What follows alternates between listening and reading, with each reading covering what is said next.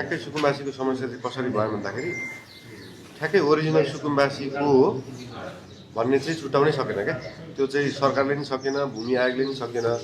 अब वर्षौँ वर्ष 50औं वर्षदेखि बसेको सुकुम्बासीले त्यो जग्गा कहिले पनि पाएनन् होइन। सरकारको नीति कस्तो भइदियो अहिलेसम्म भन्दाखेरि सरकारमा पुगेको पार्टीसँग जो क्लोज छ उसले चाहिँ लालपूर्जा 5वटा भए पनि जग्गा पायो, तर रियल सुकुम्बासी जो हो त्यसले 100औं वर्षमा पनि पाएन क्या। ठ्याक्कै रियल सुकुम्बासी जो हो, जसले लालपूर्जा पाउनुपर्ने हो, रियल सुकुम्बासी रियल स्ववासी जो हो उसलाई चाहिँ ठ्याक्कै पहिचान गरेर दिन सक्ने वातावरण त थियो नि त। भूमि आयोगको काम त्यो हो, तर त्यो गर्दैन।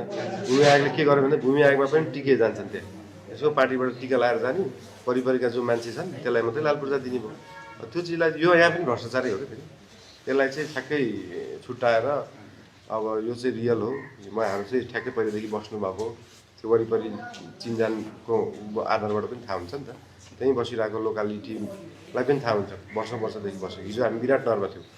विराटनगरमा त्यो बाढी क्षेत्रमा के रहेछ भन्दाखेरि त्यहाँ चाहिँ रियल सुकुम्बासी हो कि 50औं 60औं 70औं वर्षदेखि बसेको।